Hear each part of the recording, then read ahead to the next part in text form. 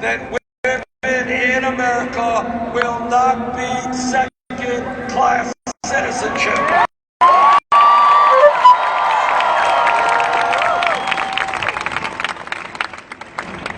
And this campaign remembers, interestingly enough, something that happened 2 or 3 blocks away from here. And that is that 47 years ago, the gay community said that in this country, right over here in the Stonewall Inn,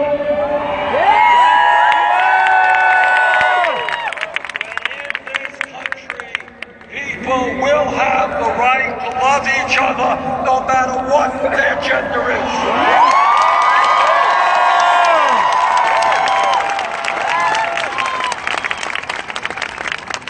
And this campaign understands the change that is taking place right now, this moment in American society. It is a change where people in the fast food industry stood up to McDonald's and Burger King and Wendy's, and they said, we cannot survive on $7.25 an hour minimum wage.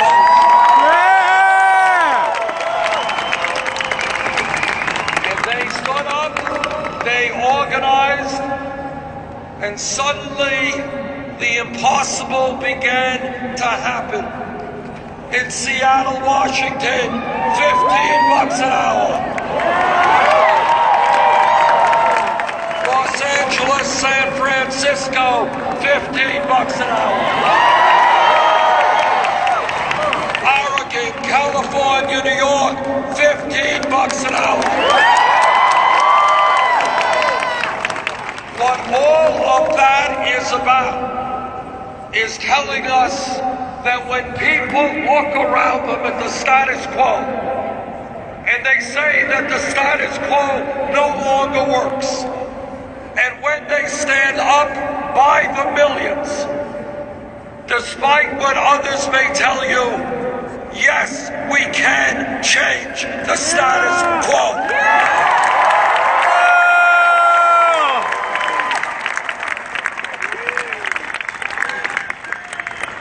And that is what is happening all across this country today, and that is what the political revolution is about. It is about people looking around them and saying, how could it be that in this great country today, the top 1/10 of 1% now own almost as much wealth as the bottom 90%. How could it happen that the 20 wealthiest people in America now own more wealth than the bottom 150 million Americans?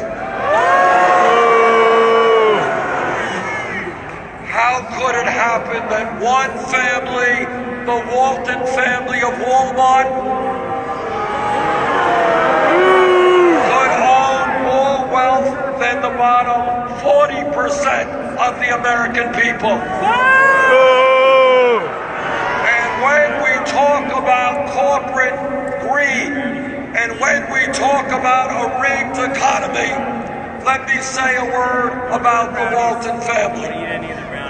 This is a family that owns the largest private sector employer. They are the largest private sector employer in America. And yet, because the wages that they pay are so low, many of their employees are forced to go on food stamps and Medicaid.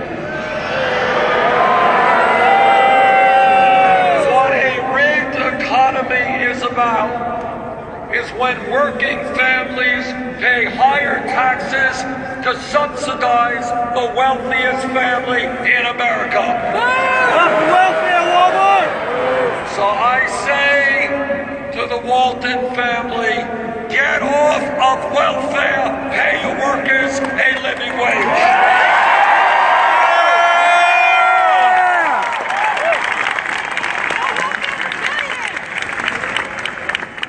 Let me take a moment to tell you some of the differences which exist, some profound differences which exist between Secretary Clinton and myself. You can tell a lot about a candidate in the campaigns they run by how they raise the money they need to run those campaigns.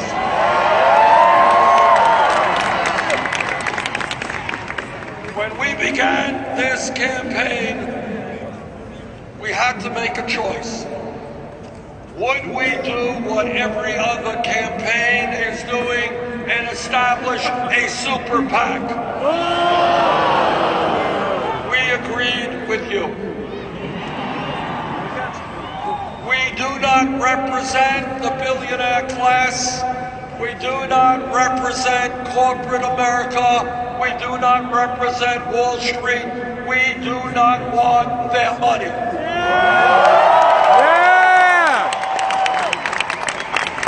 And then something absolutely amazing happened. Something that in a million years I never would have dreamed would have been possible. That is, we said to the working families of this country, if you want a candidate who is prepared to stand up to big money interests, to take on the greed of corporate America, the fraud of Wall Street. If you want that candidate, we need your help. And amazingly, in the last 11 months, we have received almost 7 million individual campaign contributions.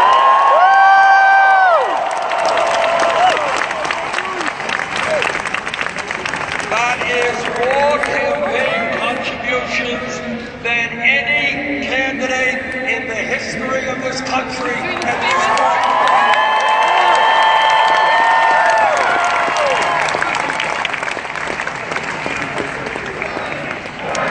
Bernie, Bernie, Bernie, Bernie, Bernie, Bernie, Bernie, Bernie,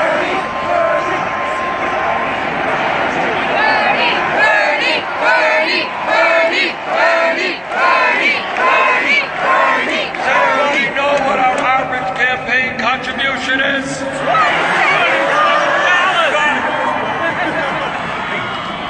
$27 average campaign contribution. And what this is revolutionary is that it shows we can run a winning campaign without being dependent on the big money interests.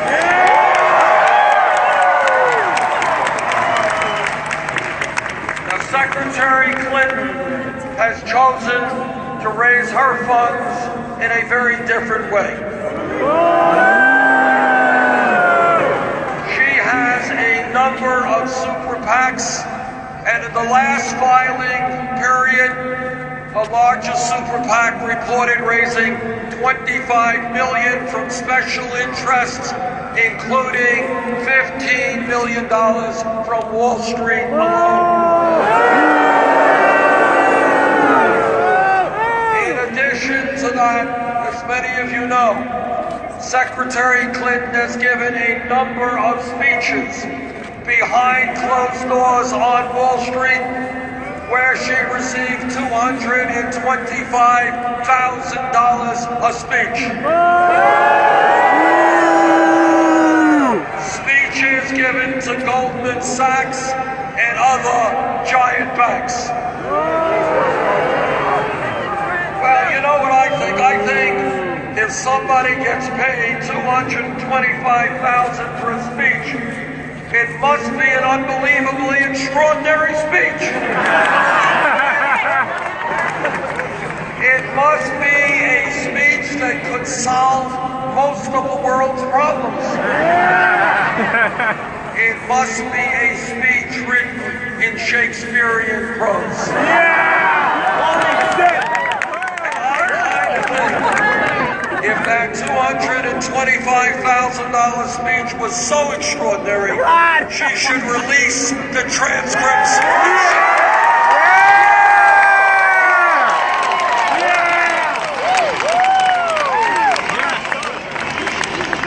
But our differences with Secretary Clinton go beyond how we raise money. It goes to an issue which the media doesn't cover, but it is an issue of extraordinary consequence for millions of Americans, and that is our disastrous trade policies, which are costing us millions of jobs.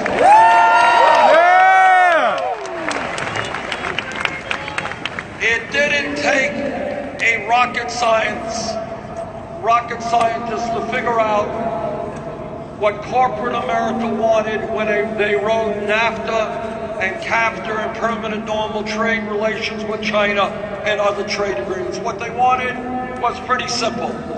What they said is, why do I want to pay a worker in New York or Vermont or any place else a living wage when I can shut down in this country, move abroad, pay people pennies an hour, and bring my product back into this country? That's what they wanted.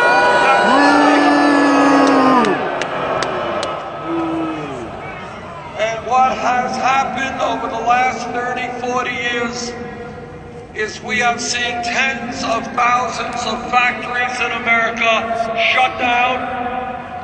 We have seen those jobs go to low-wage countries abroad, and we have seen millions of our brothers and sisters in this country lose their decent-paying jobs. And what we have also seen is a race to the bottom. We have seen employers say to workers, if you don't take a pay cut, if you don't take a cut in your health benefits, we're going to move abroad. And the result of that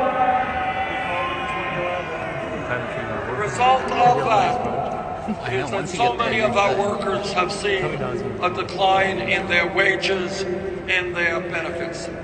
I want to tell you that I not only opposed every one of these disastrous trade agreements, I helped lead the opposition to them.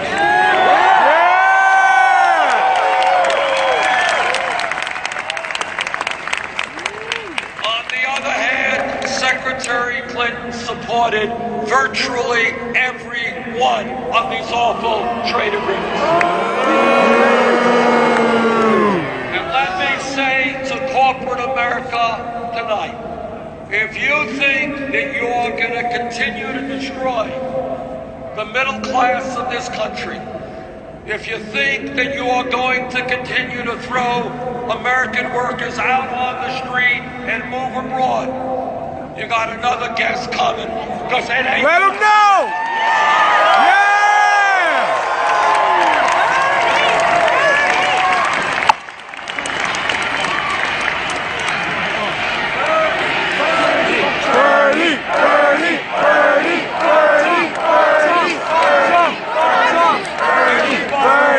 Everybody here knows that one of the most important functions of a president is to conduct foreign policy and military policy. The most important and consequential foreign policy debate in the modern history of our nation took place in 2002. President Bush and Vice President Cheney, Don Rumsfeld, told us that we had to go to war against Iraq. I listened very carefully to what they had to say. I concluded they were not telling the truth.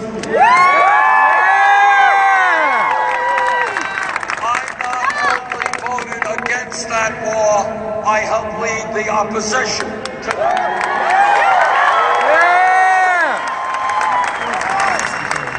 Secretary Clinton, she was then in the Senate, I was in the House, she heard the same evidence than I did. She voted for that wall. And interestingly enough, a few months ago in a debate that we had, she mentioned with pride that she was praised for her work as Secretary of State by Henry Kissinger.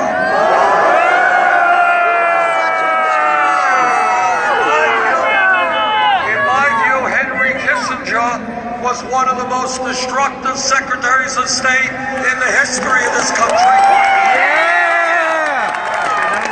I surely would not welcome his praise.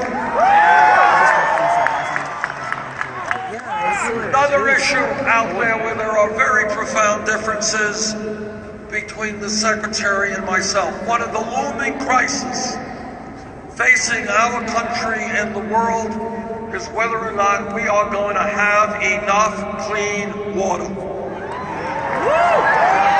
I like water. I believe that it is insane to be poisoning the water in our country and in countries throughout the world through fracking.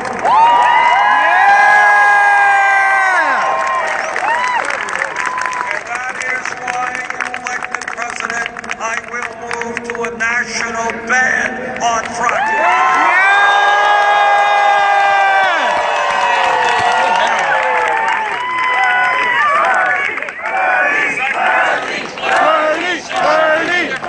Interestingly enough, as Secretary of State, she actually aggressively pushed fracking in countries all over.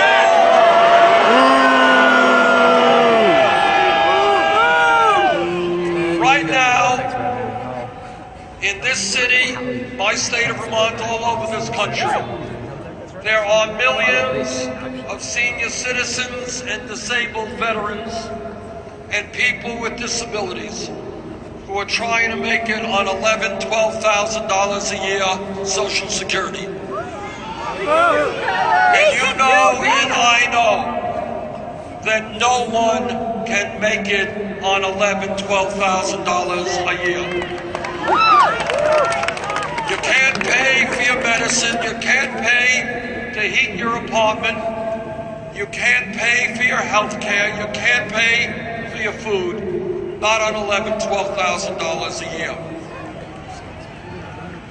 My Republican colleagues in the Senate, they've got a brilliant idea in response to this crisis.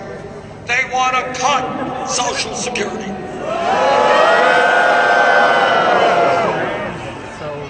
Well, I got some bad news for them. We're not going to cut Social Security. We're going to expand.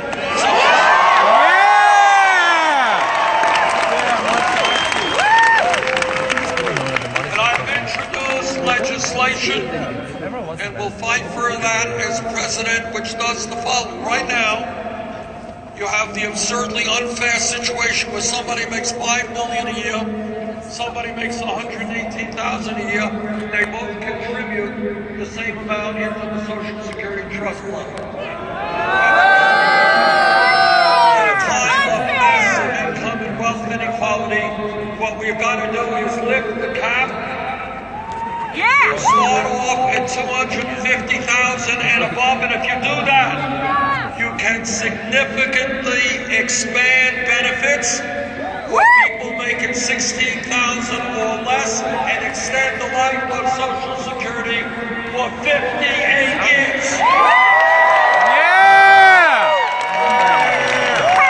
That's what I believe. That's what I think is the right thing to do.